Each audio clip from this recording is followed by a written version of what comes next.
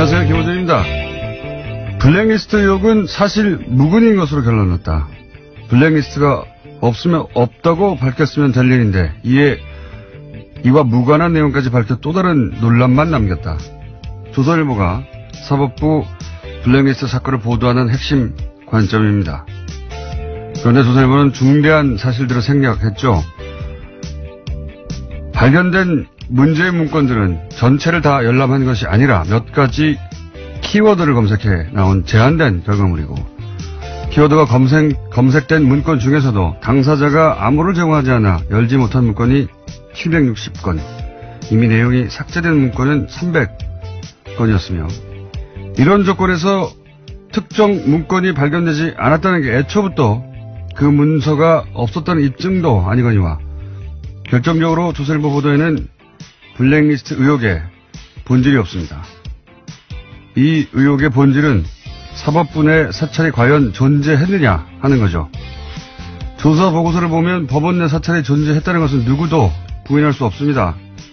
그렇다면 의혹이 사실 무근으로 결론 났다 할 것이 아니라 사찰은 존재했다고 해야 하는 게 정상적인 언론이라면 가져야 할 입장인 거죠. 말해놓고 보니까 조선일보에 제가 지나친 요구를 했습니다. 조선일보는 그냥 하던 대로 하세요. 김호준의 아량이었습니다.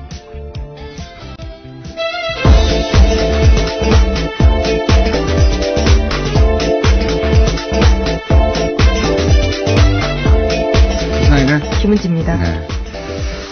제가 오프닝을 아침에 쓰고 나서 이런 요구를 할 수는 없지. 아량을 베푸셨군요. 네. 하던 대로 해야 된다.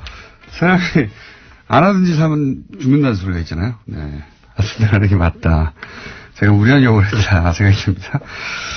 제가 이거 조사 보고서 기자들은 아마 다들 읽어봤을 것 같은데, 별지. 예, 저도 봤습니다. 언론 보도에 이게 다 담을 수가 없으니까요. 예.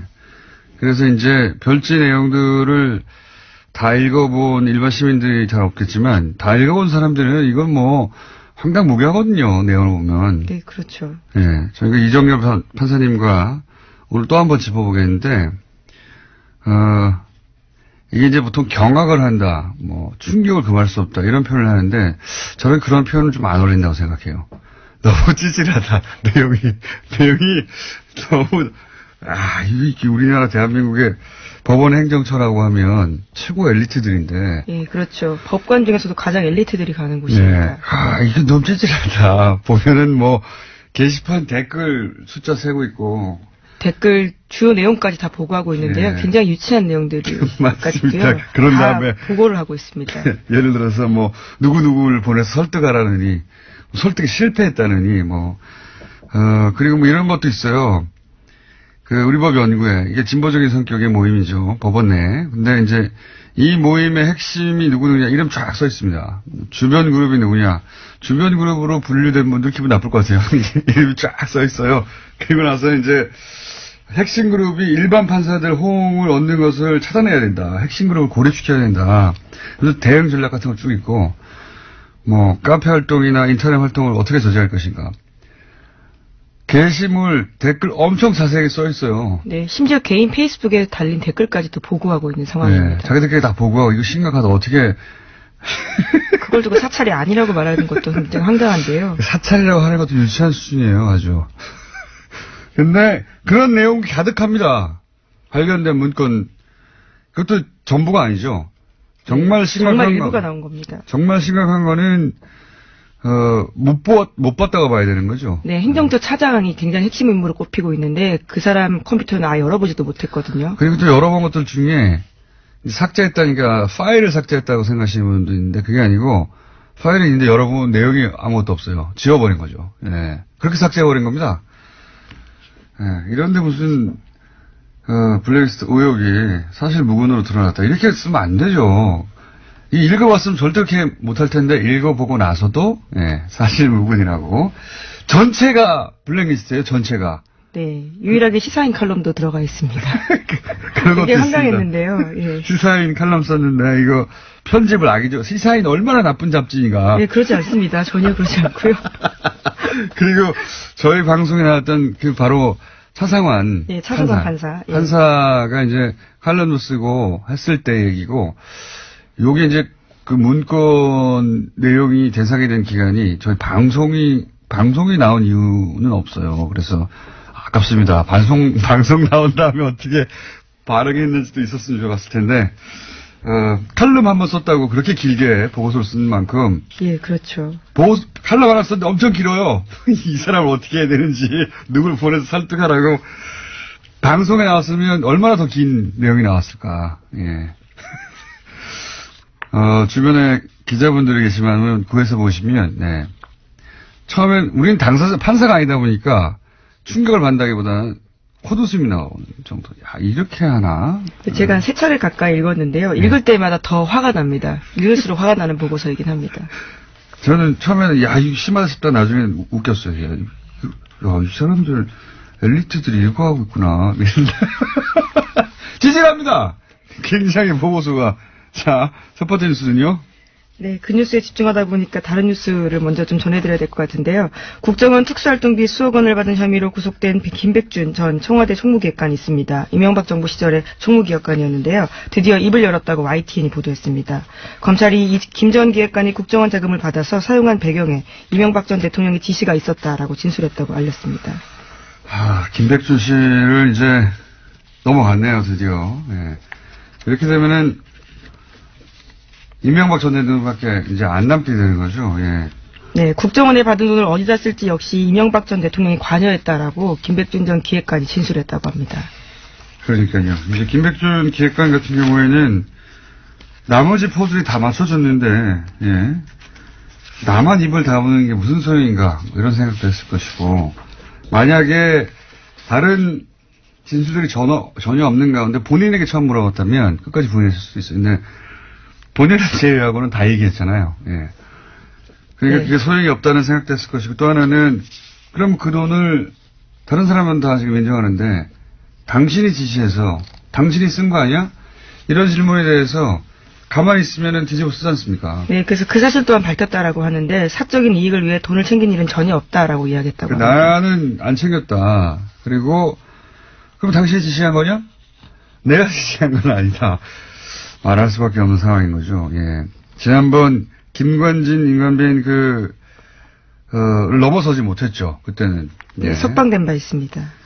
그런데 이번에는 넘어갔습니다. 이제는 이명박 전 대통령한테 묻는 것밖에 남지 않았고, 여태 여러 갈래의 수사가 있었지만 이명박 전 대통령까지 이렇게 단시간에 단숨에 그건 이게 유일하네요. 검찰이 굉장히 잘했다고 할 수 있습니다. 이번에는 일사불란하게 신속하게 탄탄하게 조사를 한 다음에 한꺼번에 불러서 끝낸 것 같아요. 예.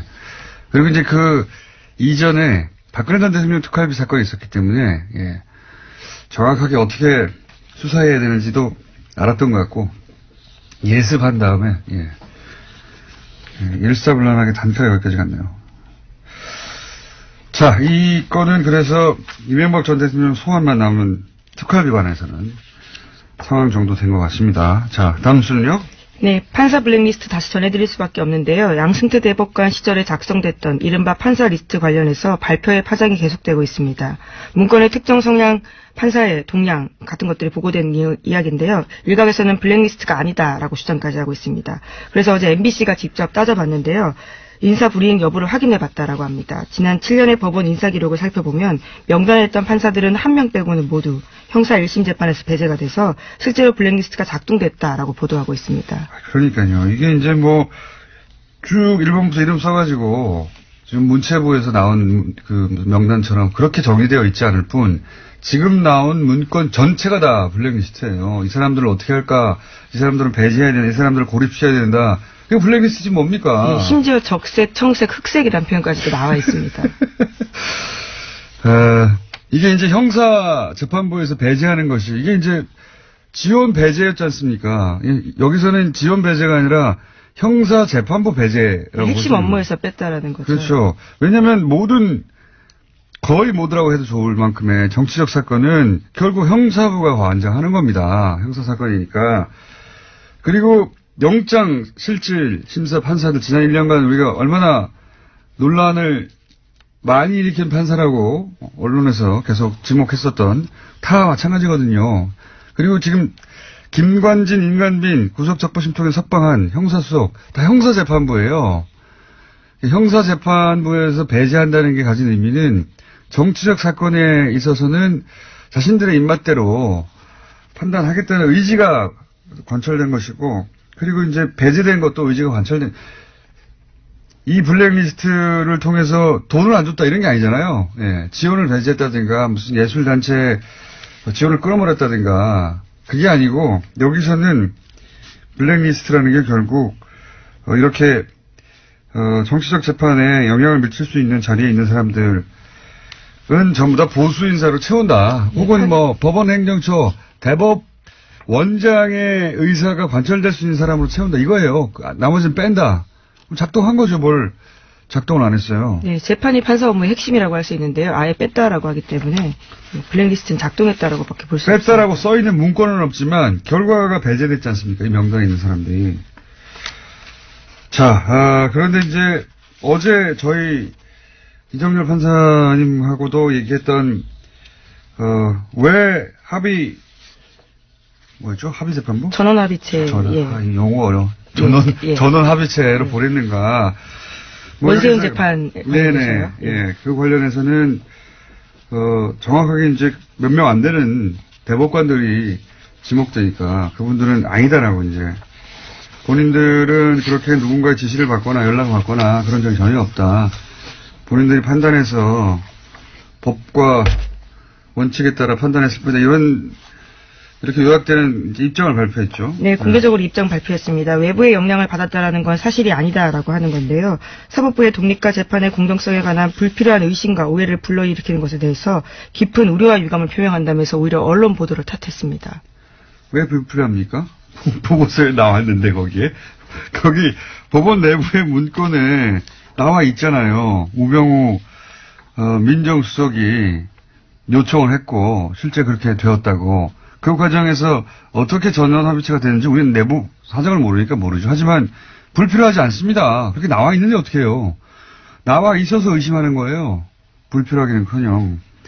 만약에 이제 대법관들 지금 남아있는 대법관이 7분인가요? 그때 당시에 13분에서. 네, 그렇죠. 네. 어제 기자회견 했을 때 13명이었는데요. 당시 있던 사람은 7명이었습니다.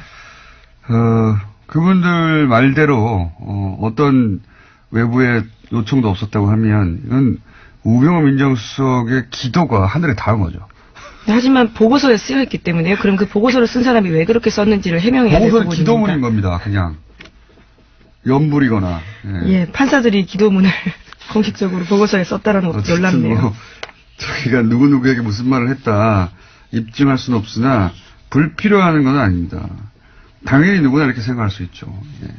여기 대해서는 잠시 후에 또 이정열 전 판사님 나오셔가지고 얘기를 나눠보겠고, 이정열 판사님 오늘 나오셔가지고 얘기하다가 시간이 부족하면 내일 또 나오시고요. 내일도 부족하면 또 나올 거고요. 네. 네, 그만큼 굉장히 중요한 사안이기 때문에요. 중요하기도 중요하고요. 이제는 얘기할 수 있는 문건이 있잖아요. 문건 내용이 너무 풍성해가지고요. 얘기할 게 많아요. 네, 그렇지만 임종원 전 법원행정처 차장의 PC는 아직도 열어보지 못했다는 점 다시 한번 강조하겠습니다. 강제 수사를 해야 한다고 봅니다. 네.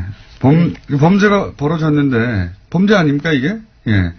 그것도 예전에는 독재 정권이 권력을 찍어 누른 거라면 이건 사법부 내에서 자기들끼리 한 거잖아요. 네, 그런 혐의가 있는데요. 임종원 전 차장 같은 경우에는 또 우병우 전 수석과 굉장히 많은 통화를 했다라고 알려져 있거든요. 그런 점들도 굉장히 의심스러운 상황입니다. 생각해 보시면 그냥 사기업에서 직원들을 이렇게 뒤에 조사를 해가지고 문서를 썼는데 직원들을 발견했어요. 고소고발하면 이거 걸립니다, 당연히. 근데 사법부에서 이렇게 했는데 나는 비밀번호를 줄 수 없어. 그런다고 가만히 있는 거 아닙니까? 참 말도 안 된다고 봅니다, 저는. 자, 이 얘기하다가 시간이 다 갔네요. 자, 빨리빨리 짚고 넘어갑시다. 네, 어제 문학의 블랙리스트 혐의 관련해서 2심 재판 결과 나왔습니다. 조윤선 전 정무수석이 유죄가 선고됐는데요. 1심에서는 블랙리스트 관여 혐의에 대해서 무죄 선고받은 바가 있습니다. 그래서 6개월 만에 다시 법정 구속이 됐는데 징역 2년 선고받았습니다. 또 함께 재판을 받은 김기춘 전 비서실장은 형량이 1심보다 1년 더 늘어서요. 징역 4년을 선고받았습니다. 3심, 4심, 5심 다 있었으면 좋겠어요. 1년씩 늘어나게. 근데 조윤선 전 장관은 사실 애초 석방이 말이 안 된다는 얘기가 많았었죠. 예. 자, 석방됐다 다시 들어갔고요. 다음 뉴스는요? 네, 조윤선 전 장관 관련해서 뉴스가 또 하나 있는데요. 문화체육관광부 장관이 되기 넉 달 전에 최순실 씨가 이를 이미 알았다라는 정황이 나왔다고 합니다. 중앙일보 보도인데요. 2016년 5월 달에 최순실 씨 가방에서 문체부 장관, 괄호하고 조윤선이라고 쓰인 메모지가 나왔다라고 합니다. 당시에 장시호 씨가 이를 발견해서 휴대폰으로 찍어둔 사진이 있다라고 합니다. 그렇군요. 예. 휴대폰에는 일시 장소까지 남으니까요, 기록에. 그 사진으로 볼 때, 임명되기 넉 달 전에 이미 최순실 씨 메모에 문체부 장관은 조윤선으로 한다, 이렇게 적혀 있었다는 거죠. 이게 제가 보기에는, 어제도 잠깐 얘기했던 주말에, 문고리 3인방이 박 대통령한테 뭔가 보고를 할 때, 또 왔다 갔다 했잖아요. 네. 아무도 가만히 있으라고 말도 못했다라고. 예, 나가란 말도 못하고. 그때 이제 결정하셨겠죠. 최순실. 사실상 내정 페이퍼가 아닌가라는 의심이 드는 문건입니다. 문건이 아니고요, 메모입니다. 최순실 대통령 대행이 그때 결정하셨겠죠. 예.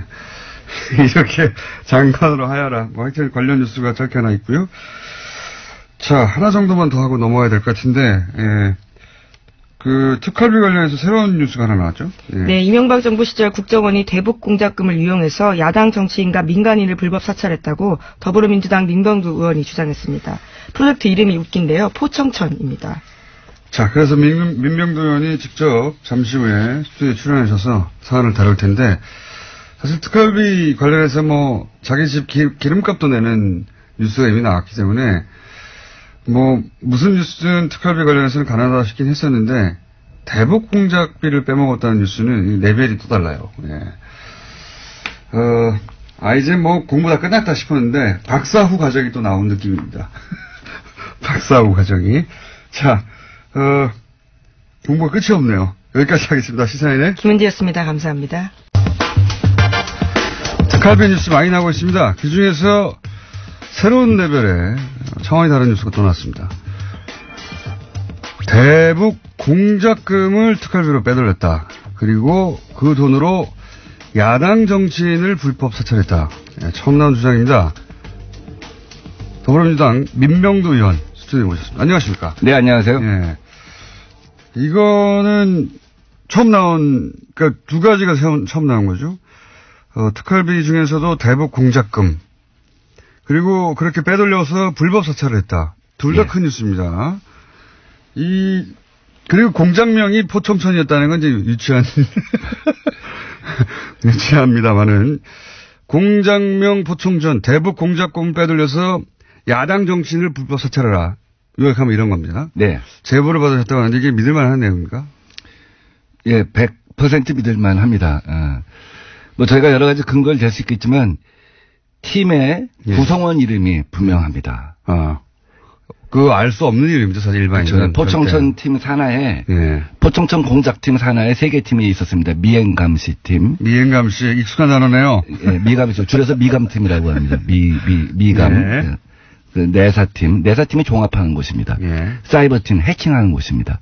내사팀은 이제 공작을 기획하는 것이죠, 사실은 보통. 그러니까 미감팀에서 단순 접촉을 해서 단순 접촉자를 확인해서 보고를 하면 자기들이 공작을 기획하는 것이죠. 그렇죠, 그렇죠. 금융 내사도 하고 재산 내사도 하고 성향 분석도 하고. 예. 그래서 조합해가지고 있는 사실 합쳐서 없는 새로운 사실을 만들어내죠. 이 내사팀은 그 5급 과장을 갖다가 팀장으로 해서 4명으로 구성됐고요. 믿을 수밖에 없는 것이 이런 내밀한 정보들을 정확하게 알고 있고, 예. 네. 알겠습니다.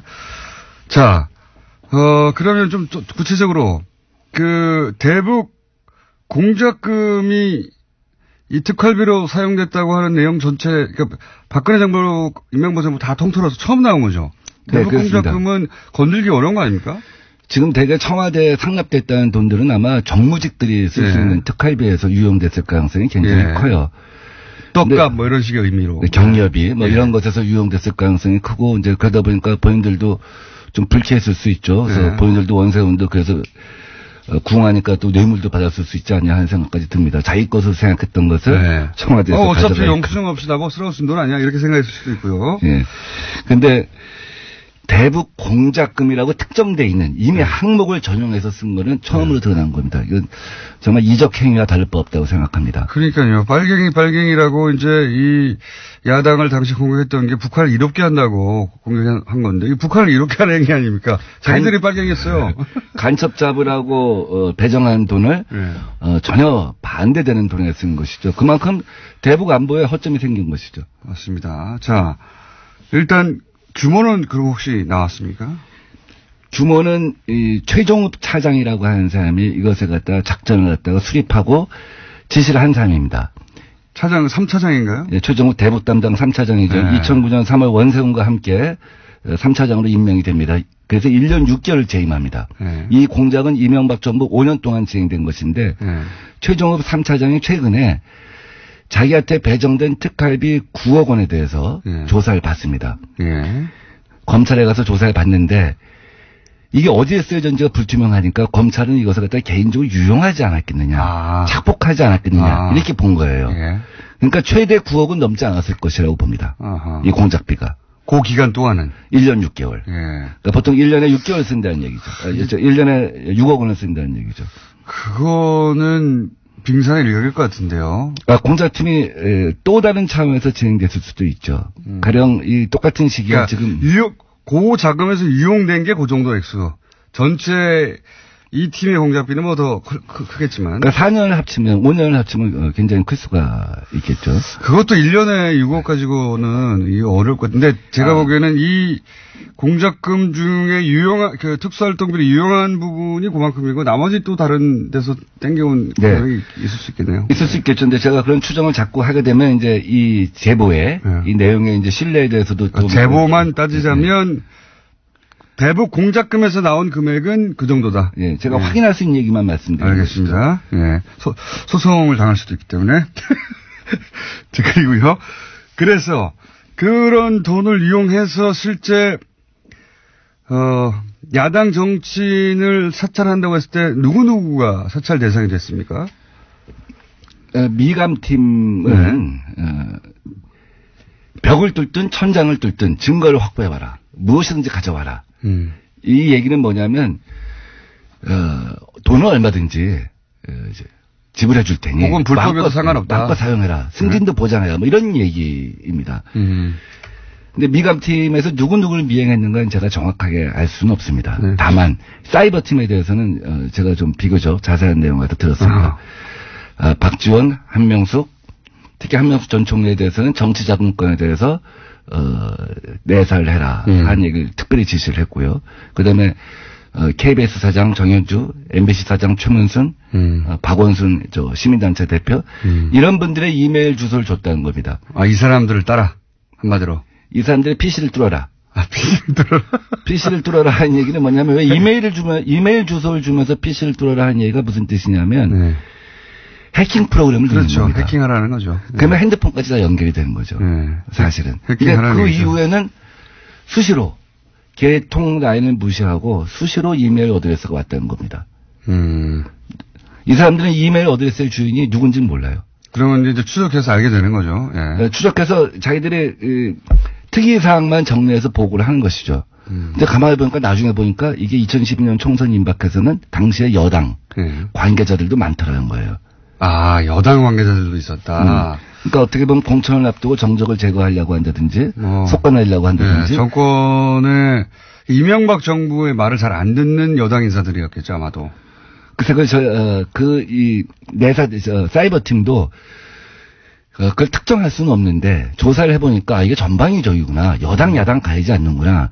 심지어 애인들도 하는 거야. 그 사람 표현대로 하면 애인들도 조사를 하는구나.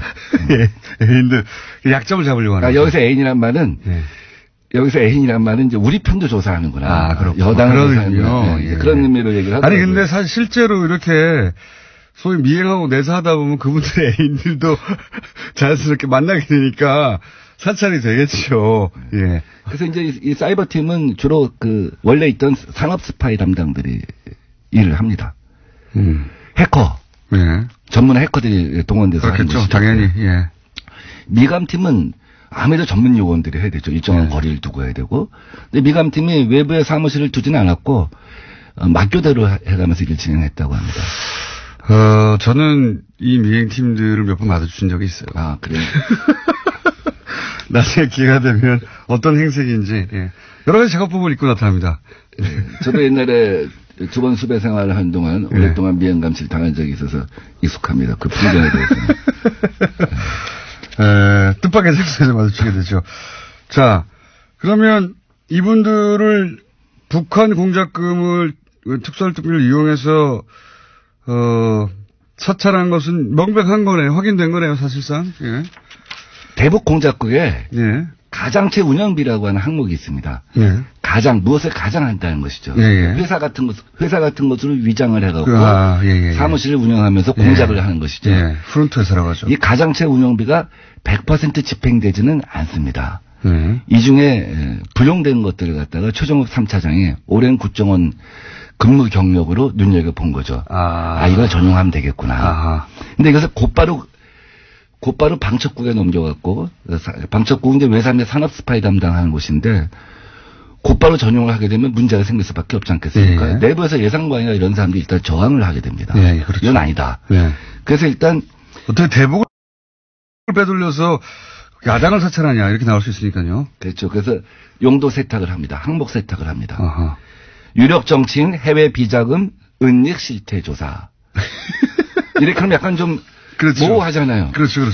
국정원 사람들이 생각할 때 유력 정치인 중에 북한하고 연결되는 사람도 있겠지. 네. 그 사람들의 생각에는. 그래서 일단 항목을 갖다 위장해놓고 요것을 갖다 방첩국에서 쓰게 하는 것이죠. 이거는 정말 내부 인사가 아니면 나올 수 없는 이야기네요. 그렇게까지 했다는 거는 어떻게 알겠습니까? 내부 제보가 아니면. 그래서 이제 주로 쓰는 돈이 경력이라고 합니다. 경력금.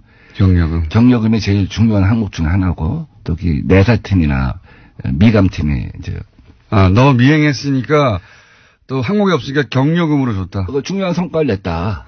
중요한 성과를 내면 경력금을 갖다 뭐 얼마 줄지 모르겠습니다만 성과에 따라 다르겠죠. 인센티브 성과급이겠죠. 그다음에 그 접촉자. 예. 접촉자에 대한 사례비라고 하는 것이 있습니다. 접촉자. 이제 이른바 이제 망원 같은 개념이죠. 이제 빨대. 확실히 포섭되면 망원이고, 예. 그쪽 용어로 하면 빨대고. 빨대죠, 빨대.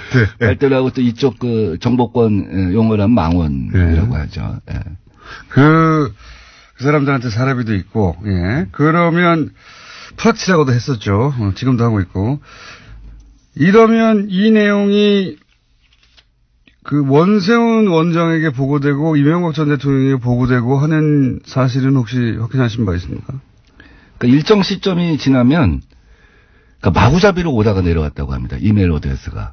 원장 비서실에서 내려오기도 하고. 원장 비서실이면 뭐 당연히 원세훈 원장이 알았겠네요. 또 3차장한테 내려오기도 하고. 예. 그래서 국정원은 사실 약간 좀 위장 조직 비스듬 해갖고 우리가 생각할 수 있는 거랑 그 직급의 규모가 좀 다릅니다. 그러니까 국실이 제일 1급 부서입니다. 그 다음에 단, 사단, 이런 우리 심리전 전처럼 그 밑에가 실 밑에 단 있고, 단 밑에 처가 있습니다.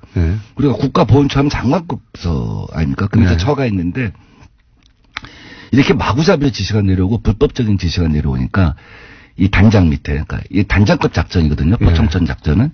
단장급, 작전인데 그 밑에는 처장이 나한테 보고하지 마라. 나는 관계없는 일이다. 이게 불법이 명백하니까. 그렇죠. 나중에 큰일 난다는 생각을 한 거죠. 그럼에도 불구하고 마구잡이로 이메일 주소가 내려왔는데 어떤 때는 이 라인을 무시하고 단장을 무시하고 직접 원장 비서실에서 이거 알아봐. 이 이메일 알아봐. 그래서 자기들이 추정컨대 일정 시점 지나서 보니까 애인 적군 가릴 것 없이 막 조사하는데 어떤 경우에 원장이 누구 점심때 만나서 유력 정치인이 이 사람 좀 알아봐 하면 그거 알아봐주고 이런 것이 아니었나 싶을 정도로 개인 흥신소 비슷해지지 않나 하는 생각이 들었다는 겁니다. 이 원세훈 원장이 알았을 법한 정황은 이제 이해가 가는데 대통령에게 보고됐다까지는 모르겠죠. 적어도 이걸 제보하는 쪽 정도에서는. 근데 국정원이 아까 말씀드린 처단 국실에서 자체적으로 하는 업무에 대해서는 대통령한테 보고할 필요는 없습니다. 그렇죠. 결과만 알려면 되니까. 근데 원장이나 차장이 진행한 업무에 대해서는 대통령한테 보고를 한다고 합니다.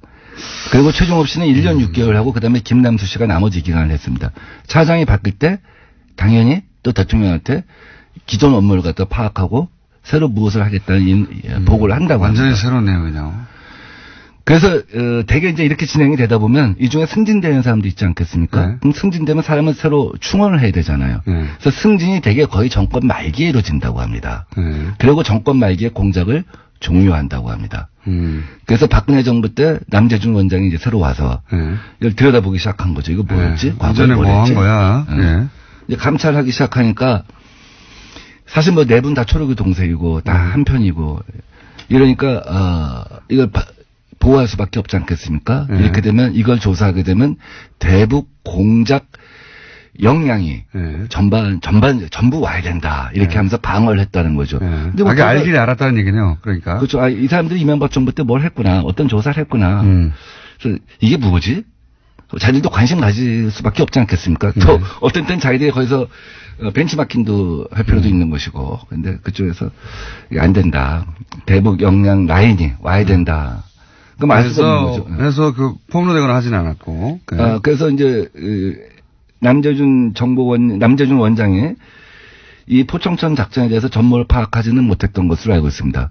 그러나 거기서 아이디어를 얻어서 또 다른 제2의 박근혜판 포청천 작전을 갖다가 전개했을 수도 있겠죠. 있겠죠. 예. 제가 궁금한 거는 이게 이제 국정원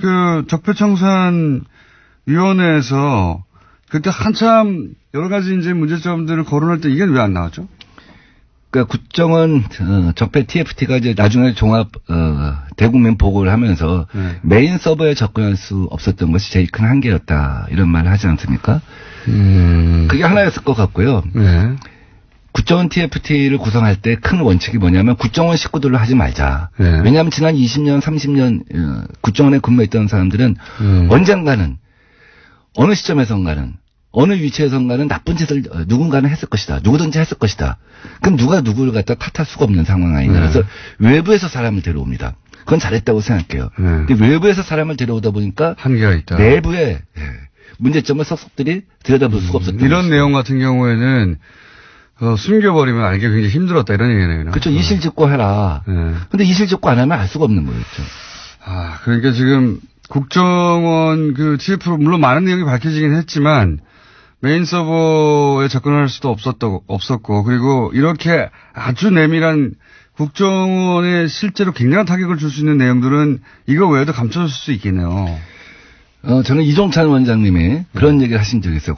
국정원장 하셨던 분이 정말 MB한테 화나는 거는 해외 역량과 대북 역량을 완전히 와해시킨 것이다. 비전문가들로 인사교체를 해갖고 영포 라인을 교체해서. 그러니까 빨갱이는 그쪽에서 되고 태극기 집회의 핵심 내용이 이런 거거든요. 북한의 이로운 행위를 한다는 거거든요. 그게 지금 이명박 전 대통령 사저 앞에서 지금 태극기를 흔들어야 돼요. 그 방산비리를 갖다가 우리가 이적 행위로 다스리자 한 얘기를 제가 맨 처음에 했었고, 지금 전현직 정권 가릴 것이다 그런 얘기합니다. 저는 이런 거야말로 이제는 이적 행위로 다스려갖고 국정원을 완전히 탈바꿈시켜야 한다고 생각합니다. 저도 그렇게 생각하는데, 시간이 다 돼버렸네요. 서울시장 나가시는 얘기도 한 질문 하나 정도 하려고 그랬는데, 질문 하나 정도 할게요. 왜 나가시려고 합니까? 저는 우리 문재인 정부의 대부분의 정책을 제가 디자인했었죠. 연구원장을 하면서. 그래서 혁신의 어떤 기관차가 될 수 있다. 문재인 정부가 소득주도 성장이라고 하는 한 축의 정책을 만들고 또 한편에서 여러 가지 혁신 정책을 펼치고 있지 않습니까? 제가 남들이 생각해보지 못한 아이디어. 하나만 알려주세요. 예컨대 재래시장 아파트를 짓겠다 하는 거였죠. 재래시장 아파트요? 재래시장에 요새 강남 강서구에 모듈 주택이라고 해갖고 레고 주택입니다. 공장에서 제조해갖고 4일 만에 조립한 청년 주택입니다. 4일 만에 50홀 갖다 6층짜리 50홀. 그럼 재래시장을 그런 조립 아파트로 1층을 재생을 하고 1층은 재래시장 원형을 살려서 재생을 하고 그 위에 한 5층을 갖다가 모듈러 주택을 갖다 한 달 만에 짓는다고 하면 재래시장도 다시 상권이 살아날 것이고 청년들은 살기 편한 곳에 있기 때문에 원스톱 서비스가 되기 때문에. 재밌는 아이디어인데 그 아이디어를 다른 분이 하면 안 됩니까? 그분은 생각해보지 못하고, 제가 박원순 시장을 만나서 얘기했어요. 네. 제가 시장님하고 생각이 한두 가지가 다르면 안 나갑니다. 저는 아무도 생각해보지 못했던 거. 10가지를 갖고 이번에 시장 선물을 준비했습니다. 그 중에 작은 거 하나 정도가 이제 지금 방금 말씀 그런 겁니까? 아주 작지만 사실은 아주 작은 걸 얘기했지만 파장은 제일 커요. 전국 재래시장연합회에서 꼭 해달라고 하고 지지하는 움직임이 이미 있습니다. 말씀하셨기 때문에 다른 분들도 나도 진작에 생각하고 있었다고 얘기하면 어떡합니까 이제? 그건 관계없어요. 제가 맨 처음에 저작권을 갖고 있는 걸 다 아니까 어제도 어디서 강연하는데 시장군수 출마자들이 저마다 손들고 심지어 세종시장 이충희 시장님도 저작권료 없으면 제가 세종시에서 제일 먼저 할게요 이러더라고요. 저는 좋은 정책은 누구든지 채용할 수 있다고 봅니다. 그래서 이제 그 아이디어를 다 다른 사람들이 가져가서 서울시장 선거에 민병도 의원님은 나오실 필요가 없다고 이제 다 알기 때문에 아이디어를 이렇게 얘기할 수 있겠죠? 거꾸로 얘기하면 박원순 시장님이 앞으로 남은 4년 동안 무엇을 해야 할 것인가는 다 드러나 있습니다. 그것은 박원순 시장이 아니어도 누가 민주당의 다음 시장이 된다고 할지라도 그 정책은 그대로 추진될 것입니다. 따라서 새로운 상상력, 새로운 상상력의 공장을 가진 사람이 새로운 서울시를 맡아야 하겠다. 요즘같이 세계가 빨리 변화하는 시대에 한 사람의 상상력에 서울이라고 하는 거대 도시를 12년 맡기는 것은 문제가 있다. 서울 시민은 변화에 목마르다 하고 생각합니다. 오늘은 이제 특활비 얘기를 하다가 한마디 정도 여쭤봤기 때문에 그 시간은 저희 따로 한번 마련하겠습니다. 따로 마련해가지고, 왜냐면 이 선거 관련해서 다들 예민해가지고, 기회를 또 공평하게 드려야 하기 때문에 그런 기회를 따로 만들어서 한 번 더 모시기로 하고, 오늘은 전혀 나온 적이 없는, 대북 공작비가 빠져나가서 야당 국회의원들을 사찰했다고 하는 내용을 폭로해 주신 민병도 의원이었습니다. 감사합니다. 네, 고맙습니다. 자, 제 생각에는 아마 한동안 계속 나오실 것 같은 부장판사를 지낸, 영장판사도 지낸 법무부인 동아리 이정열 사무장님 스튜디오에 나오셨습니다. 한동안 계속 나오. 이게 잠이 모자라네요. 잠이 모자라네요. 아니, 제가 이 별지 쭉 읽다가 어느 순간 저는 일단 법관 아니니까 그 좀 다르게 받아들일 것 같은데 이따가 코미디다 이런 생각을 했어요. 이거 웃으면 안 되는데. 이게 정말 이렇게 그 근엄하신 판사들이 행정처에 모여서 이런 생각하고 있었나? 그 일부에서 저한테 그런 질문을 하시더라고요. 이게 정말 판사들이 쓴 문건이 맞냐.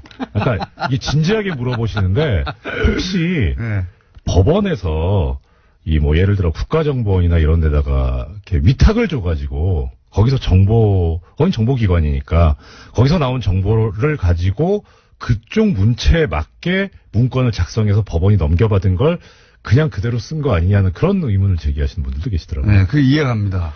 이해가는 것이 일단 제가 보기에는 이거 국정원에 입사한 지 약 3개월 정도 된 3개월 정도 된 요원이 저 게시판 좀 분석해봐. 그래서 네 알겠습니다 하고 게시판 분석한 정도로 보이거든요. 지금 공장장님께서 게시판 분석 말씀하셨는데 물론 게시판 분석인 부분도 있는데요.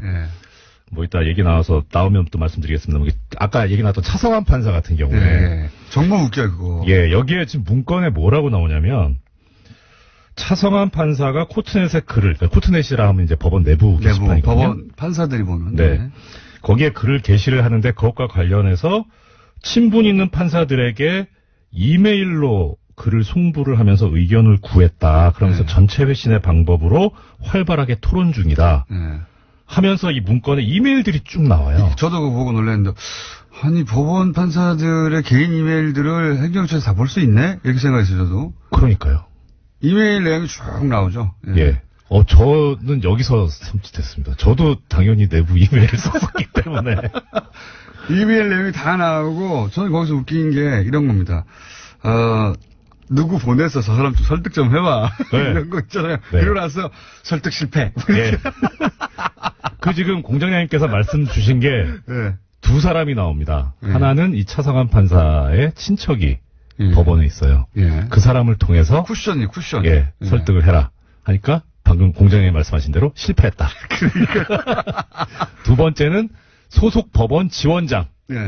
이건 좀 무서운 거죠. 그렇죠. 자기 상관이니까. 이 상관일 뿐만 아니라 이 사람이 근무 평정을 하거든요. 그러니까 말을 했는데 지원장이 말을 했는데 말을 안 듣는다. 그러면 근무 평정을 D를 줍니다. 그럼 서기호 판사처럼 되는 거예요. 아무 이유 없어요. 그냥. 잘리는 거군요. 그렇죠. 무서운 거죠. 그런데 그러니까 이런 라인을 통해서 한다는 것도 근데 그것도 또 실패. 근데 이제 당사자는 모를 거예요.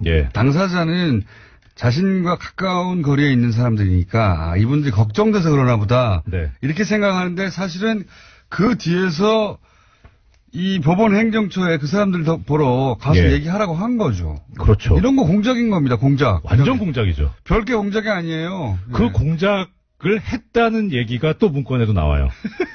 차모 판사가 존경하는 선배, 차모 판사와 친한 선후배 명단을 취합해서 관리할 필요가 있다. 저도 그 대목이 저는 가장 이 문건에서 심각하다고 본답니다. 이거는 간단하게 생각해 보면 그 친한 사람 좀 보내가지고 좀 설득 좀 해봐. 여기까지는 그렇다고 해서요. 그게 아니라 이제 상시 관리하려고 이제 주변 인사들을 명단을 이 국정원이 하는 이건 첩보기관이 하는 거거든요. 네, 그렇죠. 그거를 했다는 겁니다. 빨대를 마련하고 주변을 둘러싸고 이거 자체가 정말 첩보기관이 하는 짓이에요. 그걸 법원 행정처에서 판사들을 대상으로 했다는 거 아닙니까? 이게 왕년에 국정원이 하는 짓이에요. 그렇죠. 이게 왕년에 노무현 전 대통령 서거 즈음에서 이명박 정권이 했던 일이잖아요. 주위 사람들 털고 명단 관리 작성하고. 그게 이제 사찰기관이나 국정원을 통해서 한 건데 이게 골 때리는 게 사법부가 방송용어 맞아요? 이거는 그 이상의 표현이 없습니다. 골을 친다고 할 수도 없고 골을 만진다고 할 수도 없고요. 골은 표준어입니다.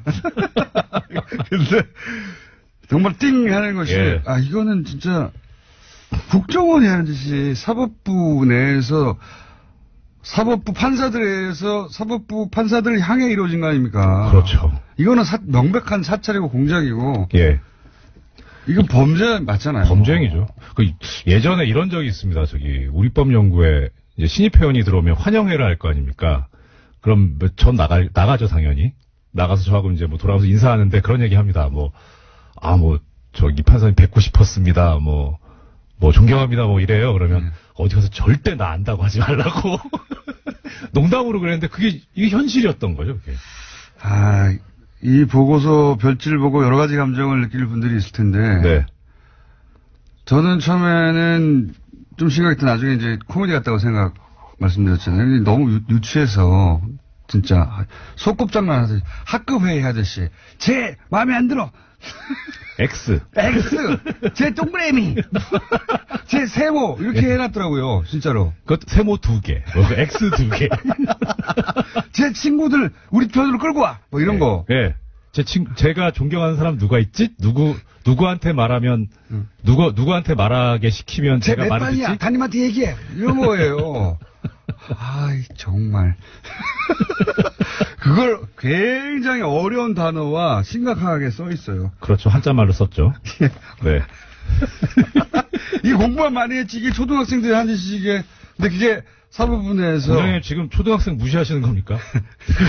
사과하세요. 그게 엄청 진지하게 써 있어서 그리고 그 대상이 된 사람들은 정말 화가 날 것 같아요. 이게 화도 하지만 무서운 거죠. 공포죠. 맞습니다. 불이 뽑아야 되는데 시간이 다 됐네요. 3부에서 조금 해야 될 것 같습니다. 3부에서 이정열 판사님 잠깐 더 뵙겠습니다. 자, 이정열 판사님과 짧게. 왜냐면 노회찬 원내대표가 이미 와 계십니다. 옆에 계시기 때문에 짧게 얘기하고 이 내용에 그 이름이 등장하시는 판사님의 부인은 뭐라고 하십니까? 역시 부장판사이신데. 처음에 이거 문건 보고 물어볼까다 안 물어봤어요. 속상할 것 같아서. 굉장히 긍정적으로 표현되어 있습니다. 예, 근데 뭐 여러 가지 이제 제 얘기도 나오고 하니까 그래서 그냥 얘기 안 하고 방송에 왔는데 어제, 그러니까 방송 마치고 아침 7시 58분에 메시지가 왔습니다. 저한테. 방송 잘 들었다. 헌재 모임 갔다가 김상환 부장님 그 방송 잘 듣고 있다고 안부 전해달라고 한다. 방송 통해서 저 통해서 방송 처음 탔는데 내용이 하필 그래가지고 망신스럽다. 리스트에 좋은 얘기 쓰였다는데 너무 모욕적이다. 그리고 등장 자체가 예, 앞으로 애들 엄마라고 부르지 말고 철하고 불러라. 혼났습니다. 자, 요거 한 가지 여쭤볼게요. 네. 전원합의체. 네. 어제 이제 그 우병우 민정수석이 전원합의체로 보내달라고 해서 결과적으로는 전원합의체 갔는데 어제죠. 어제 이제 대법관들이 우리는 법과 원칙에 따라서 판단했지 누구 얘기를 듣고 전원합의체에서 그런 결론을 낸 게 아니다. 라고 요약되는 내용의 입장 발표가 있지 않습니까? 네. 이거 어떻게 생각하십니까? 내부 사정을 아시는 분으로서? 일단 외형상으로는 그럴듯한데요. 네. 그 실질을 따져보면 손바닥으로 하늘을 가리는 행위입니다. 왜냐하면 왜 그렇습니까? 거기서 뭐라고 얘기를 했냐면 대법관들이 모여가지고 이 국민적 관심사가 집중된 중요한 사건이기 때문에 원세훈 재판이기 때문에. 예, 그래서 통상 판례를 바꾸거나 뭐 이견이 있는 경우가 아님에도 불구하고 전원합의체 해부했다 이렇게 얘기를 했거든요. 국민적 관심사가 있는 사건이 당시에 있었어요.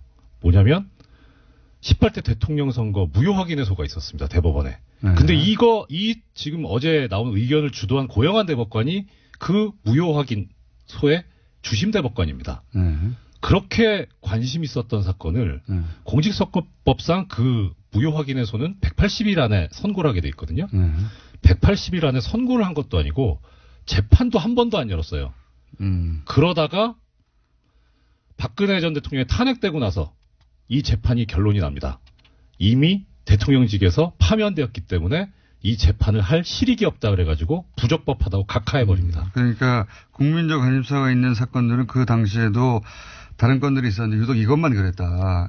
예, 그러니까 이것을 가지고 전원합의체 회부한 것을 가리켜서 국민적 관심사가 있었기 때문에 갔다라고 하는 거는 다른 행동하고 비교해봤을 때 이야기가 안 돼. 논리적 모순이 생깁니다. 오히려 차라리 이런 경우에 솔직하게 그 외부 있긴 받았다. 그런데 어떻게 인정합니까? 그거를? 거기서 또 문장이 뭐라고 되냐면 외부하고 연락을 한 바는 없다 이렇게 나오거든요. 그 말 맞을 겁니다. 왜냐하면 양승태가 시켰으니까. 아, 내부하고만 얘기. 그렇죠. 그 말도 맞을 겁니다. 자, 그 일로 인해서 고소고발 당하시고요. 대법관들로부터 오늘 여기까지 하고 또 모실 테니까 재밌는 얘기 굉장히 많은데 여기까지만 하겠습니다. 이정렬 판사님이었습니다. 예, 고맙습니다.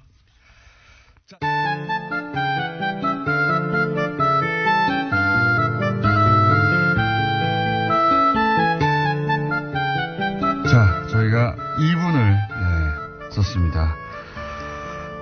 노르가즘 노회찬 원내대표 나오셨습니다. 안녕하십니까? 네, 안녕하십니까? 네. 사실은 요 사안은 또 전문가 아니십니까? 법조계 출신으로서. 그러니까요. 본인이 이제 법원을 통해서 의원직도 상실한 바가 있기 때문에 하실 말씀 아시죠 이게? 읽어보셨죠 이거? 예, 뭐 여기 여러 가지 문제가 있는데 눈에 띄는 것은 이제 법원 행정처, 이거 법원 행정처에 있는 분들이 주요 보직자들은 다 판사 출신들입니다. 그렇죠. 현역 판사들이죠. 근데 이분들이 그 판사들을 갖다가 뒷조사를 해가지고 우리 편 아닌 편 이렇게 구분을 하고 너 우리 편 얘 아니야.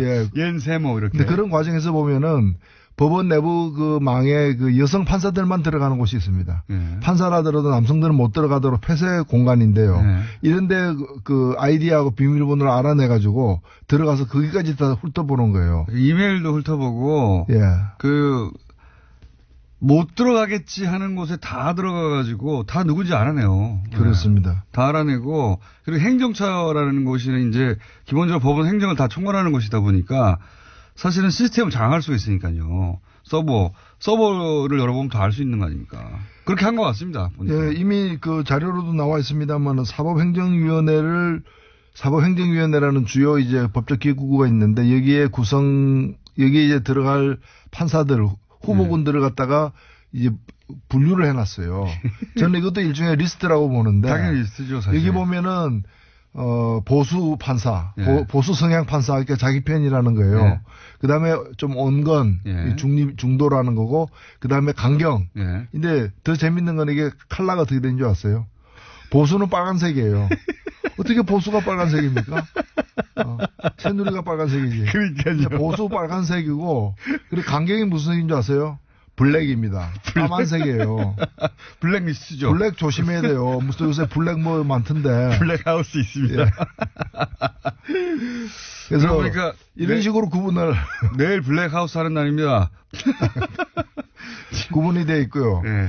가장 핵심적인 문제는 뭔가면은 지금 몇 개의 그 개인용 PC가 있었는데 예. 그 중에 한 개만 내놓지 않았어요. 예. 그게 바로 핵심이죠. 임종원 예. 법원행정차장의 그 PC인데. 본인이 비밀번호를 내놓지 않았죠. 예, 그리고 PC 자체를 내놓지 네, 않았어요. 맞습니다. 예. 이건 열어보지도 못했어요. 예. 나머지는 열어봤는데 비밀번호 걸린 것 때문에 700여 맞습니다. 개는 맞습니다. 못 예. 열어봤는데 문제는 이게 가장 열어볼 필요가 있는 거라는 겁니다. 왜냐하면 이 임종원 법원행정처장은 이미 특검 수사에서 박근혜 특검 수사에서 나온 것처럼 지금 그 우병우 민정수석하고 예. 1년에 수백 통 전화를 서로 오가는 사람이에요. 네. 어떻게 법원 행정을 책임지는 사람하고 청와대 민정수석이 수백 통 했다는 얘기는 주로 판결에 관련된 거 아니고서 뭐 법원에 뭐 비가 샜는지 이런 것 때문에 전화를 한 건 아닐 거 아니겠습니까? 비품 구매 때문에 전화한 건 아니겠죠. 이게 완전히 독립적으로 이 운영돼야 될 법원이 특히 대법원이 청와대와 커넥션이 이렇게 그러니까요. 유착 관계가 긴밀하게 있었다는 것은 심각한 의혹이기 때문에 앞으로 반드시 이 조사가 돼야 될 부분입니다. 근데 이게 이제 그 사법부다 보니까 네. 판사들을 대상하다 보니까 검찰 쪽에서도 부담이 큰 것 같아요. 왜냐하면 앞으로 모든 그러니까 사실은 판사는 심판이고 변호사와 검찰이 부딪히는 거 아닙니까? 그런데 이제 이 검찰이 사법부 전체를 대상으로 수사한다든가 사법부의 핵심 요직에 있었던 사람을 수사하는 게 부담이 크고 사법부도 또 내부 조직 논리상 사법부가 어떻게 검찰한테 수사를 의뢰하냐. 이런 인식이 있는 것 같아요.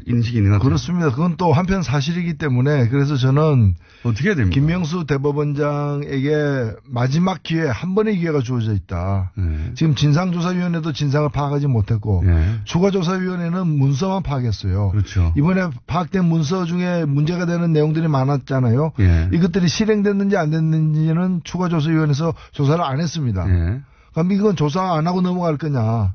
그러니까 그럴 수는 없지 않습니까? 예. 이런 게 밝혀졌는데. 예, 그렇다면 여기까지 조사를 해야 되고 아직 조사하지 않은 어떤 임종원 개인용 PC라거나 이런 까지 다 더 조사를 갖다가 해야 되는 마지막 조사 기회가 한 번 남아 있고 이 기회마저도 살리지 못한다면 지금 대법원장이 고심 중에 있는 걸로 알고 있는데 예. 이 기회마저 살리지 못한다면은 외부 강제 수사는 불가피하다. 예. 그렇지 않다면 우리가 과거에 안개부에서 쪽지 나오는 대로 판결하고 청와대에서 전화 오는 대로 판결했던 그런 치욕스러운 그 과거로 돌아가는 걸 용인하는 꼴이 아니기 때문에 용인하는 꼴에 다름없기 때문입니다. 그러니까 이게 이렇게 이 정도 나왔는데 넘어갈 수가 없어요, 사실. 국민들이 네. 다 봤는데 어떡합니까?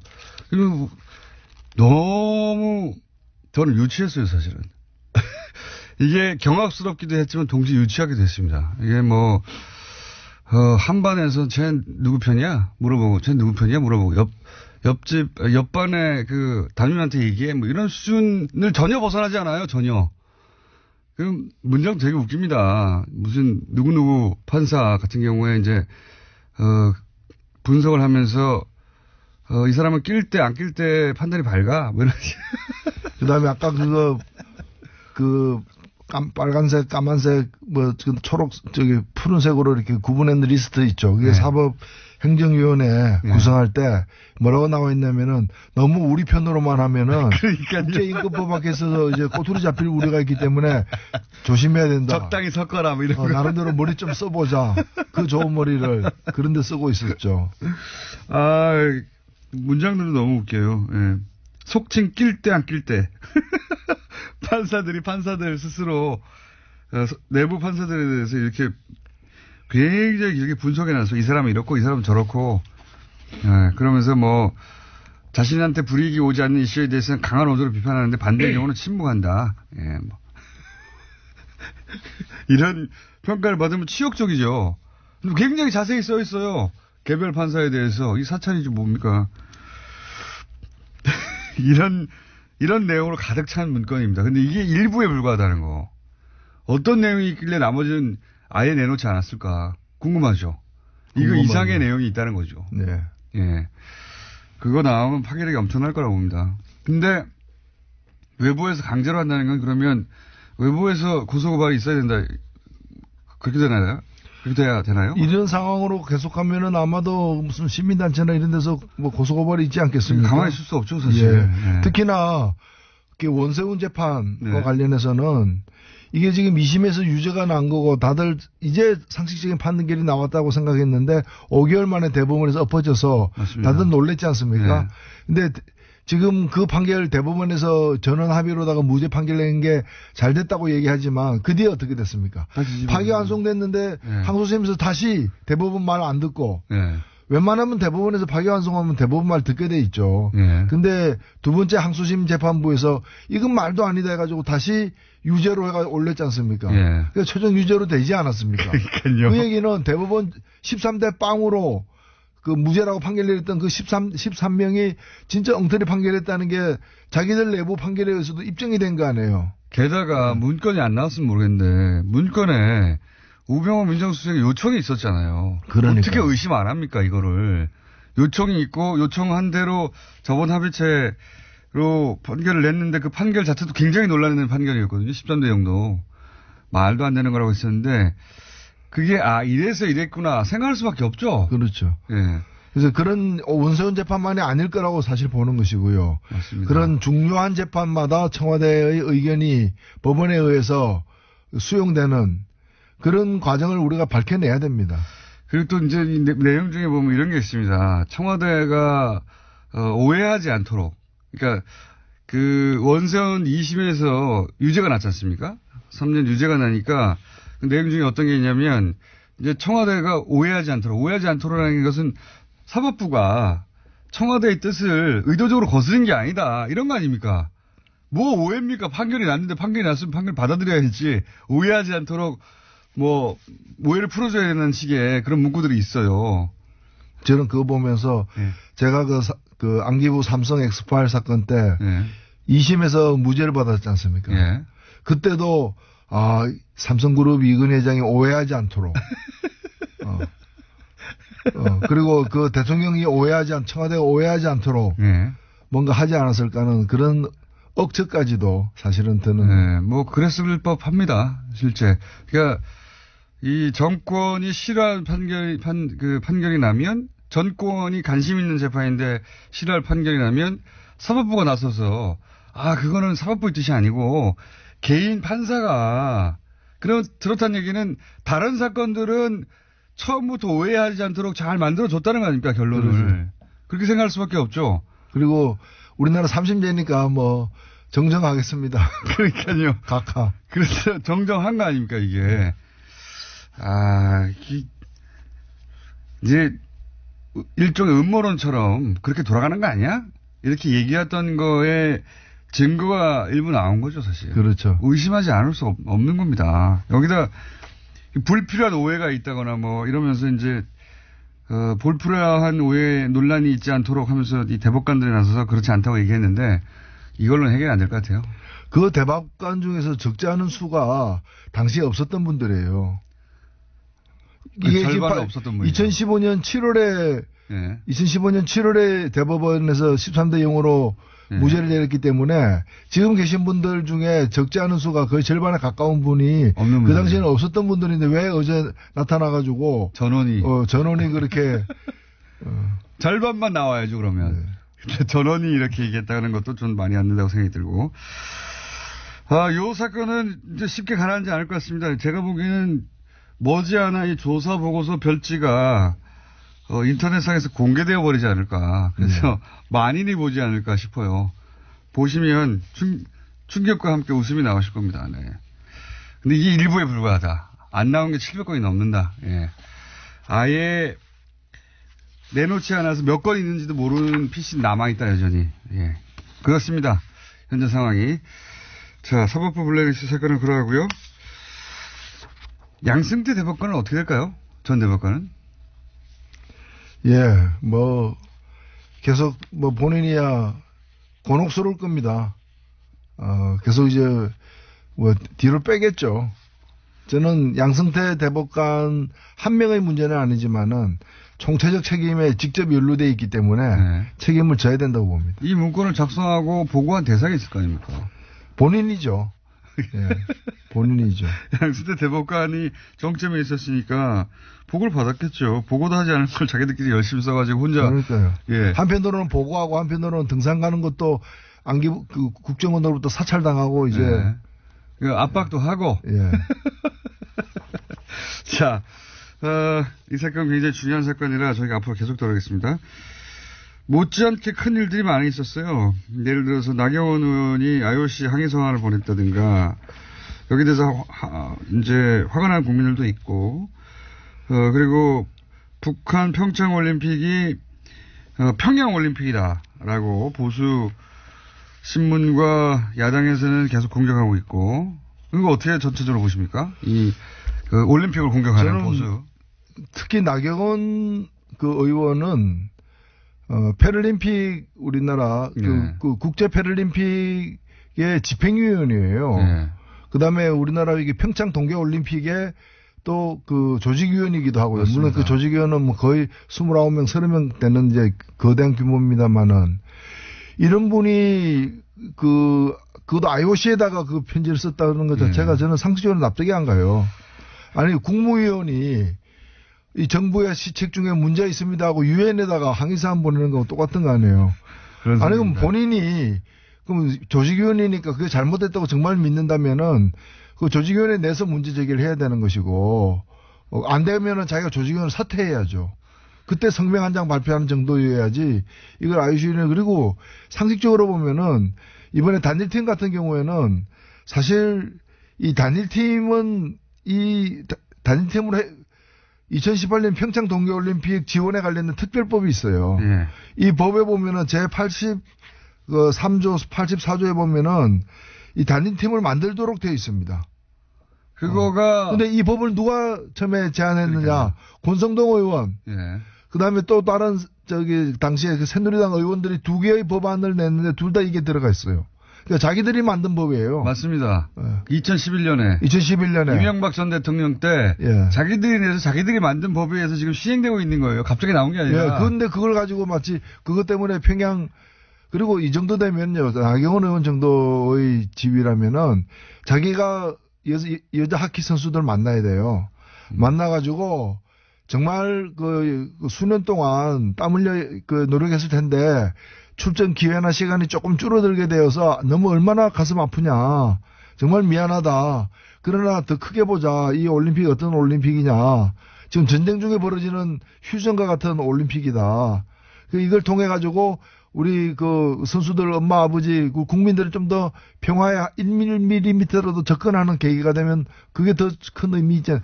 자기가 좀 달래고 맞습니다. 대책에 대해서 강구하겠다 이런 식으로 해야 될 사람이 제가 볼 때는 다른 정신이 어떤지 몰라도 올림픽 정신이 없어요. 이분이 집행 IOC 위원인데도 올림픽 정신이 없는 결여된 현저하게 결연된. 네. 나경원은 내일 저희 방송에 또 나오시기 때문에 직접 또 얘기하겠죠. 올림픽 정신은 없습니다. 올림픽 정신이 추구하는 게 평화예요. 그리고 평양 올림픽이 뭡니까? 아니 평양에 무슨 컴플렉스가 있어요? 그런 식이면은 올림픽이 평양 올림픽으로 변질됐다. 그럼 음식이 완전히 그럼 평양 냉면도 문제 삼아야지. 왜 냉면은 다 평양 아니면 함흥이냐. 서울냉면, 수원냉면은 왜 없느냐. 대한요식협회에다가 이거 완전히 정치적으로 중립이 깨진 거 아니냐 이렇게 항의를 해야지. 식당마다 가면서. 저도 체제선전이라는 말도 웃깁니다, 사실.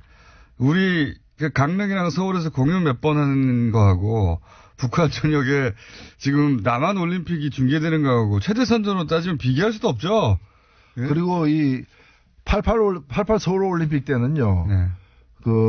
북한에서 공동 개최를 요구했어요. 맞습니다. 안 받아들여지니까 아예 불참해 버렸어요. 예. 이번에는 주체가 누굽니까? 대한민국 아닙니까? 네네. 여기에 북한이 그냥 들어오는 거잖아요. 다만 입장할 때 네. 공동 선수단이라고 해가지고 같은 옷 입고 같은 깃발 들고 한번 입장하고 퇴장하는 것밖에 더 있습니까? 거기 그 규모도 작아요. 사실 선수단의 규모는 우리 옆에 조금 들어오는 정도입니다, 사실. 압도적 체제 선전은 대한민국이 하고 있는 거예요. 맞습니다. 북한에서 볼 때 남한 선수단 규모가 이렇고 북한은 조금 서 있고 경기 수도 얼마 없고 근데 한 번도 자신들은 개최하지 못한 올림픽을 2번이나 하는 거 아닙니까? 동계하게 다. 그럼 남조선 체제 선정의장에 네. 북한이 왜 참여하느냐라고 북한 내에서는 문제가 나올 수도 있지만 그렇게 나와야 정상인 상황인 그렇죠. 거예요. 북한에서 이건 남한 체제 선전하는 거 아니냐라고 항의가 나올 내용입니다. 어떻게 올림픽 전체하고 공연 몇 개하고 비교가 됩니까? 체제 선전을 하자면. 이게 말이 안 되는 건데 이걸 또 엄청나게 또 보도를 해줍니다. 네, 체제 선전 평양 올림픽. 네, 이분들이 두려워하는 거는 제가 볼 때는 평화예요. 두려워하는 거는 평화예요. 네. 남북 간에 늘 군사적으로 이렇게 긴장돼 있고 전쟁이 언제 일어날지도 몰라야 자기들이 그나마 살 그 틈이 생기는데 그런 게 이제 평화로와 대화로 하면은 그렇잖아요. 핵무기 달라고 구걸하러도 다니고 막 이랬는데 한핵 줍쇼. 평화 시절에 오면은 골치 아프잖아요 이게. 그러니까 자신들이 서식하고 이렇게 번성할 기회가 점점 적어지는 거죠. 네, 서식지가 줄어들고 네. 그러다 보니까 이제 이런 논란을 막 키우고 있는데 게다가 이 법안들도 자기가 만들었고 자기들이 집권하고 있을 때는 자기들이 인공기 옆에서 한반도기 흔들면서 엄청나게 응원도 했었어요. 예. 지금 반대하는 분들 사진이 많이 찍혀 있습니다. 북한 응원단 옆에서. 그때 그런 얘기 전혀 안 했거든요. 야, 북한은 핑계인 것이고 자기들이 궁색하게 되는 자신들의 그 처지, 그 불우한 처지가 이제 원망스러운 거죠. 불우한 처지. 자, 그렇습니다. 예. 평양 올림픽이라는 비난은 진짜 말이 안 된다고 봅니다. 예. 북한에서 이거 서울 올림픽에 왜 들러리 쓰고 있느냐 이렇게 나온다면 얘기가 되는데 예. 말이 안 된다고 보고 예. 국민당은 이제 완전한 파탄에 이른 것 같습니다. 그죠? 예. 그 집은 거기를 완전한 파탄에 이른 그 서로 성명전 하는 걸 보면 예. 남북보다 더합니다. 그 정도에 이르러서 대화는 끝인 것 같고 서로 징계하라고 하고 있고요. 예. 그냥 뭐 안타깝죠. 국민들이 이제 그런 걸 보면서 이제 뭔가 좀 이렇게 하다가 뜻이 달라질 수도 있는데 합의하에 갈라서거나 이제 그러질 왜 못하느냐. 비례대표 출당 문제는 어떻게 생각하십니까? 저는 해줘야 된다고 봐요. 저는 유승민 대표의 얘기가 옳다고 봅니다. 저는 그런 점에서는 유승민 대표가 이제 중간중간에 보면은 굉장히 이성적인 판단을 내릴 때가 늘 그렇다기보다는 중간중간에 이제. 남북 문제에서는 좀 의견이. 예, 좀 다릅니다만. 이 문제에 있어서는 그 말이 맞아요. 그러니까 정치라는 것이 물론 늘 이제 막 이해관계 때문에 다투기도 하지만은 그래도 선을 그을 때는 좀 이성적으로 그어야 되는데 이걸 사실은, 못 먹는 감 찔려나 보자는 그런 식이거든요. 그런 식으로 보내주면 니네가 더 커지잖아 이런 거잖아요. 정치란 건 뜻이 같은 사람들끼리 모여서 하는 것인데 뜻이 다르지만은 너 못 보내줘 왜? 니 잘 되는 거 보기 싫으니까. 그러니까 너는 좀 망해야 돼. 뭐. 그러니까 그거죠 그거. 예, 네. 그런 심보로다가 국민들에게 지지를 호소한다는 것도 참 우스운 거죠. 네, 이 통합 과정에서 제가 보기엔 유승민 대표가 최대 승자고 예, 득실을 따지자면 안철수 대표가 많이 잃었어요 사실은. 민심도 많이 잃었고 과정 중에 일처리 과정 중에서도 안철수 대표가 주도하고 그렇게 원한 건데 정작 본인은 그 혜택을 입기는커녕 피해를 가장 많이 당한 스스로 입은 거죠. 뭐 자초한 거긴 합니다만 그렇게 결론 현재까지는 나오고 있는 상황인 것 같고 시간이 다 됐네요. 혹시 요 정계 개편 가운데 정의당이 혹시 어느 쪽과 이렇게 손을 잡는다든가 이럴 계제는 없을까요?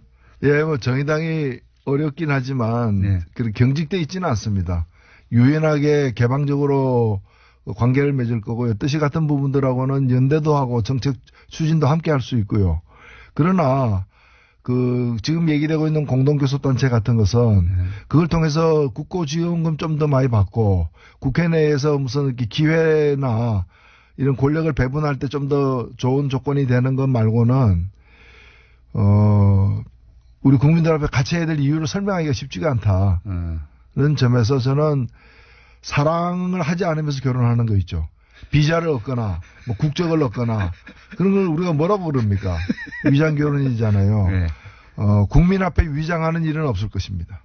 그래요. 네. 그런 얘기도 일각에서 있길래 저쪽에서 뭐 만화와 15석이나 그 정도 된다고 하면 정의당과 같이 이렇게 그리고 지금은 또 그런 셈법을 할 때도 아니지 않습니까? 지금은 각자 자기 세력을 잘 이렇게 보존해서 국민들 앞에 당당하게 임해야 될 때라고 봅니다. 알겠습니다. 예. 이런 얘기가 정의당 내부에서도 있긴 있습니까, 혹시? 외부에서 이제 관찰자들이 그런 얘기를 하는데. 예, 정의당 내에서는 뭐 어제도 저희가 회의를 했습니다만은 이런 문제 제기가 바깥에서도 나오는데 한번 토의해보자. 이런 얘기하는 분들이 없어요. 전부 다 뭐 파리바게트가 어떻고 최저임금이 어떻고 민생 문제 이런 데만 관심이 있어서. 예. 근데 이게 좀 저희들이 바쁩니다, 사실.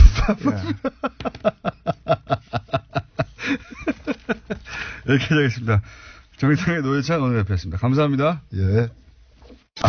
정통 과학 시간이라고 표현하고 싶지만 한 번도 그런 적이 없었기 때문에.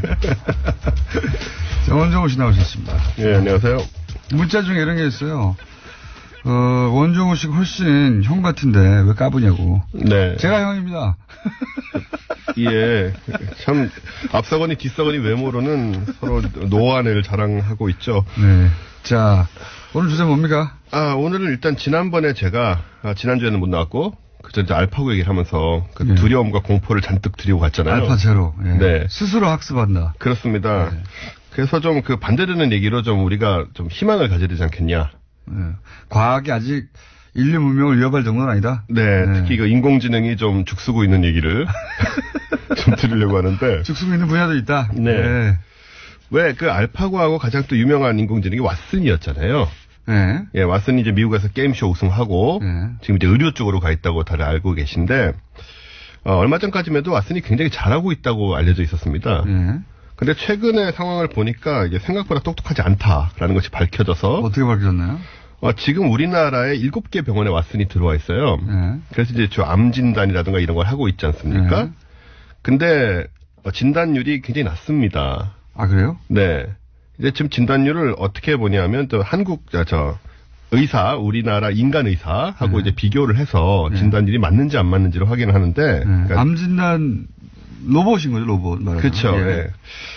특히 이제 우리나라 같은 경우에는 외국하고 또 암 특성이 다르기 때문에 진단율이 뭐 50%를 밑도는. 그러니까 암이라고 진단했는데 아닐 경우도 있고 암인데 암이 아니라고 진단하는 경우 이게 사실 그것도 아니고요. 지금 좀 왓슨에 대한 이 우리의 그 판단이 좀 관점이 묘한 게 인간 의사하고 같느냐 다르냐로 판단을 합니다. 아, 지금은 그러니까 결과적으로 틀릴 수도 있죠. 인간 의사도. 인간이 틀려서 틀릴 수도 그렇죠. 안 맞을 수 있지 않습니까? 왓슨이 맞을 수도 있잖아요. 그러니까 지금 어떤 식으로 되어 있냐면 지금까지 공개된 자료는 왓슨하고 의료진의 의견 일치율밖에 없고 왓슨과 의료진의 의견이 엇갈렸을 때 누가 맞냐? 그 연구 결과가 없어요, 전 세계적으로. 그러면 그 왓슨의 진단율이 50% 할 수는 없죠. 그러면. 없죠. 그러니까 이게 지금 아예 판단을 할 수 없는 이 연구가 안 되고 있다는 점이 좀 묘한 상황이고요.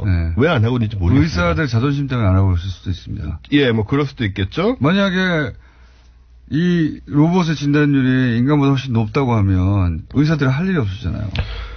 예, 그렇겠죠. 적어도 암 진단에 관한 한. 예.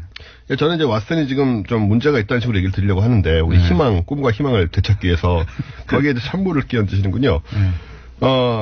그리고 사실 IBM 측 자료가 뭐였냐면 그 왓슨이 잘하고 있는지도 몰라요. 아니에요. 지금 표정도 굉장히 좀 무서웠어요. IBM 측 자료는 뭐였냐면 원래 이제 인간 의사와 의견 일치율이 90% 이상이라고 주장을 했는데 이 데이터도 어떻게 나온 거냐면 특정 환자의 데이터로 일단 왓슨을 가르칩니다. 그런 다음에 다시 그 환자들을 진단하게 해서 같은 결과가 나오느냐? 네, 그런 식으로 했기 때문에 이것도 문제가 있다는 지적이 계속 미국에서도 나오고 있고. 그러네요. 맞는 지적이네요. 그래서 한국에서도 그렇고, 식약청에서도 그렇고, 미국에서도 그렇고, 이 왓슨이 지금 의료기기가 아닙니다. 분류가 안 되고, 그래서 이제 보험 적용이 안 되죠. 그냥 의학 저널을 검색하는 기구로, 만 초라한 그런 명칭으로 등록이 돼 있는 상태라서. 그렇군요. 왜냐하면 기존의 방대한 의학 정보들을 정보 처리해서 자가학습을 한다. 이런 원리란 말이에요. 네, 그렇죠. 네. 그러니까 지금 알파고가 처음 나왔을 때, 맨 처음에 이제 기보를 연구해서 스스로 이제 두게 하고 그렇게 출발했지 않습니까? 근데 이거 발전하다 보면 지금 제로가 나왔잖아요, 제로가. 그렇죠. 제로는 기존의 기보 보지 않고 규칙만 입력하면 스스로 공부를 해가지고 이긴다면서요. 그렇죠. 인간의 기보를 연구한 로봇들을. 그렇습니다. 그러니까 거기까지 갈 수도 있다. 갈 수도 있고 막 가는 게 목표긴 하겠죠. 다만 이제 현재 상황은 우리가 기대했던 혹은 우려했던 것만 못하다라는 게 얘기고. 변수가 바둑보다 더 많겠죠. 그렇겠죠. 바둑판 자체가 움직이지는 않은데 여기는 인간부터 매우 다양한 종류와 체질과 환경이 있으니까. 그렇습니다. 그래서 사실 미국 최고의 그 암병원이 MD 앤더슨 암센터라는 데가 있는데 여기는 1912년부터 지금까지 왓슨의 알고리즘을 이용해서 폐암하고 5가지 백혈병 치료 프로그램을 개발하고 있었어요. 그러다 2016년 9월에 그냥 계약을 종료해버립니다. 이걸 안 되겠다. 안 쓰겠다 이 얘기죠. 안 맞다. 그래서 지금 의료계에서 말씀하신 대로 의사들이라든가 이런 쪽에 두려움이 있는지도 모르겠지만 의료계에서 왓슨의 활약이 알파제로 같이 그런 것은 아니다. 근데 이제 그것도 구글 딥 마인드였나요? 네네. 거기서도 처음 도전했을 때 앞으로 무슨 10년, 20년 후에 일어날 일이라고 했었는데 그거 하나에 매달려가지고 불과 5년인가 6년 만에 결국 인간을 뛰어넘은 수준이 아니라 이제 두려운 수준까지 가버렸잖아요. 그렇죠. 이제 이 알파제로를 바둑으로 이길 인간은 존재하지 않는 거예요, 사실은. 없습니다. 영원히 안 나올 거고요. 영어도 안 나올 것이고요. 그것처럼 집중해서 한 곳에 파서 나올 수도 있습니다. 그럼 결국은 왓슨이 인간 의사들 다 쫓아내고 이기겠죠. 근데 이제 결론이 그렇게 나오는군요. 제한돼서 쓸 수 있겠죠. 그러니까 왓슨으로 진단을 하고 혹여 놓친 부분이 없나 인간이 점검을 한다든가. 그렇게 쓸 수는 있을 것 같은데 이건 두렵진 않아요. 병을 고치는 쪽이라면 두렵지 않은데. 그럼 이제 앞으로 지금 진단만 하고 있는데 앞으로 처방까지 다 이렇게 그런 것이 나온다면 또 다시 한번 생각해 볼 문제고 어쨌든 지금 기대만은 못하다는 게 좀 중론입니다, 전 세계적으로. 요 특정 분야에 있어서는. 그렇습니다. 바둑은 끝났고요. 바둑은 완전히 끝났죠. 바둑 장기 이런 건 다 끝났습니다. 인간이 개발한 게임들, 복잡한 게임들. 다 끝났습니다. 스타크래프트라든가 이런 것에도 도전을 한다고 하더라고요, 컴퓨터들이. 그건 시간 문제로 전부 다 이제 정복을 하겠죠. 그러니까요. 게임 같은 거는 다 끝날 것 같아요. 결국. 자, 그 다음에 뭡니까? 오늘은 이게 좋아요. 왓슨은 그렇다고 치고요. 오늘은 그냥 요즘 블록체인 얘기 많이 나오잖아요. 블록체인. 비트코인 얘기 많이 나오고. 그래서 이야기를 좀 할까 하다가. 하다가? 너무 예민한 주제라서. 특별히 예민하지도 않아요. 반응 신경 쓰기도 싫고. 욕먹을까봐. 잘 모르고. 아니, 그냥 규제해야 되는 겁니다, 이거는. 그냥 돈 벌고 싶은 거예요. 자꾸 복잡한 기술 얘기할 필요 없어요.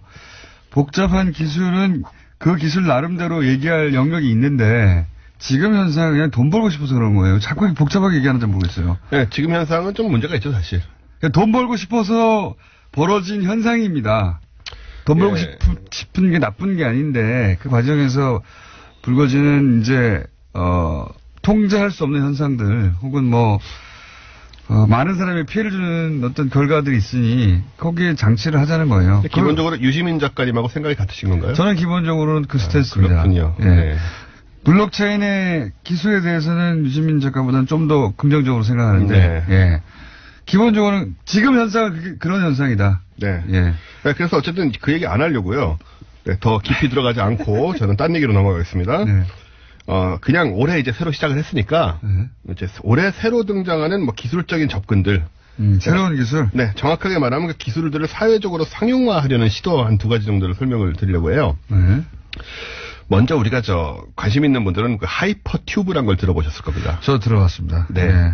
하이퍼 튜브란 거는 영화에 나오는 거예요, 옛날에. 거의 뭐 그런 개념이죠. 네. 튜브에다가 기차 같은 게 들어가가지고 뿡 빨려가는 거 아닙니까? 예, 진공 튜브를 만들어서. 거의 진공으로 돼서. 그 튜브를 뭐 지하에 건설하기도 하고, 이제 SF 같은 데 나오던 얘기인데, 요게 이제 몇 년 전에 그 유명한 일론 머스크가. 유명한 사람이죠. 이 사람이 만들고 있지는 않고요. 그냥 얘기를 했어요. 그래서 들고 나와서 이제 이런 거 할 수 있다, 이런 거 하자, 뭐 이런 얘기를 하고 본인은 아이언맨의 실제 모델이죠. 근데 잘 보면은 이렇게 왜 모델인지 잘 모르겠습니다. 뭐 공통점이 없는데. 얼굴은 공통점이 없지만, 뭐 이렇게 상상만 하던 과학기술을 실제. 과감하게 뭐 실현에 옮긴다 뭐 이런 의미겠죠. 전에 한번 비교를 해본 적이 있는데, 개인적인 공통점은 참 없더라. 개인적인 공통점. 뭐 부모가 부자도 아니고, 무엇보다도 아이언맨이 아닙니다. 그런 수트를 착용하고 활동하고 있지 않아요. 네, 그런 점에서 굉장히 큰 차이가 있는 사람이죠. 어쨌든 이제 이거 그 기술이죠. 진공 상태 튜브를 건설하고 열차를 넣어서 움직이게 하자. 그런 건데, 이 진공 튜브에는 공기 저항이 없으니까 굉장히 빨리 깔 수 있고, 또 이제 한쪽에 바람을 빼는 것 자체가 추진력을 만들어내거든요. 아시다시피. 그렇게 될 수밖에 없기 때문에. 그 압력차가 생기죠. 그렇죠. 그걸로 또 가는 거고. 우리 다 대류 들었잖아요, 대류. 차가운 공기는 뭐 그렇게 갈 필요 없고, 압력차가 생기면 움직일 거 아닙니까? 네, 차가운 공기하고는 전혀 관련이 없고요. 공기가 흐른다. 압력차가 생기면 그렇습니다. 이제 이 물건이 움직이겠죠. 이 물건이 기차일 뿐인 겁니다.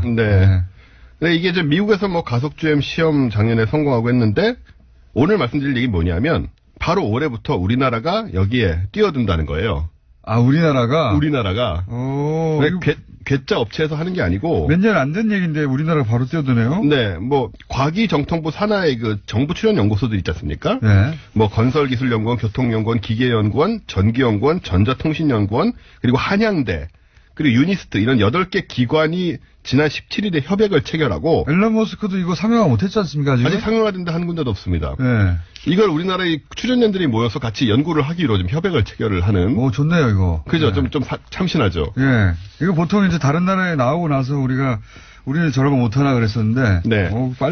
비교적 빨리 뛰어든 분야입니다. 비교적 빠릅니다. 그리고 공상과학적인 거를 이제 실현하는 것 같아서 좀 느낌이 좀 우리가 이제 공상과학적인 거 실현하는 적은 별로 없었어요. 그런 나라가 아니잖아요, 우리나라가. 로켓, 60년대에 달에 갔거든요. 그렇습니다.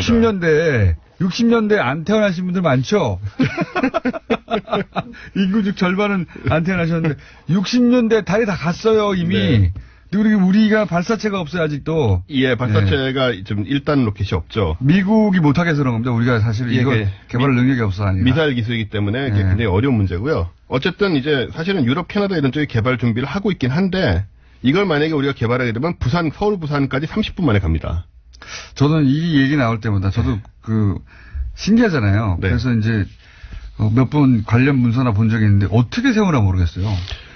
이 터널을 만드는 게 중요한데, 사실 이게 터널을 우리나라 같은 데는 산도 많고 해서 이게 뚫고 가는 게 중요하긴 하지만, 이게 사실은 굉장히 비쌀 것 같은데도 불구하고, 기본적으로 터널만 만들면 되기 때문에, 기존의 초고속 열차, 우리 KTX나 그보다 더 빠른 기술. 거기는 어쨌든, 마찰력으로 세우잖아요. 그렇죠. 레일에 브레이크를 걸어서 마찰력으로 무게도 있고, 여기는 공기 저항이 전혀 없지 않습니까? 그럼 가다 서야 되잖아요. 그렇죠. 그게 마음대로 되나? 어떻게 하겠어? 무섭다. 할 거예요, 어떻게. 속도는 엄청난 속도, 1000km 이상으로 달린다고 하는데. 그럼 저항이 없으니까요. 그렇죠. 굉장히, 승차감도 굉장히 좋고. 진동도 없고. 다 좋은데 어떻게 세우냐 이거예요. 그런 기술 정도는 하지 않겠습니까, 알아서? 우리가 걱정까지 할 필요는 없지 않을까요? 궁금해서. 안 서는 기차를 만들진 않지 않겠어요? 그게 서는 부분이 잘 안 돼가지고 이게. 걱정이 참 많으시군요, 그런 데 대해서. 좀 빨리 나왔으면 좋겠는데. 어쨌든 건설 비용이 10분의 1밖에 안 들 수도 있답니다, 오히려 전기로 달리는 이 고속열차보다. 생각해보면 말이죠. 이걸 만약에 우리가 대륙 끝에 있어요. 이게 만약에 계속 발전한다면 서울에서 파리까지 쭉 갈 수도 있는 이미 겁니다. 그 얘기가 나오고 있습니다. 그래서 국내에서 이걸 건설해가지고 중국하고 통과해서 유럽까지 있는 이런 얘기 많이 있었잖아요. 슉 날아가는 겁니다. 그러면 진짜 비행기 이상의 속도로 갈 수가 있는 거죠. 그러니까요. 그리고 이제 하늘에 떨어질 생각 그런 위험도 없고. 그래서 그걸 목표로 하지만 어떻게 써주냐. 아, 예. 그 방송 들으신 분들이 좀 걱정 좀 해주십시오. 이거 좀 우리 공장장님 걱정이 큽니다. 그거 좀 알아봐 주세요. 반드시 쓰게 만들어 주십시오. 예, 안 쓰면 어떡하냐. 자, 원종우 씨였습니다. 감사합니다. 내일 뵙겠습니다. 안녕.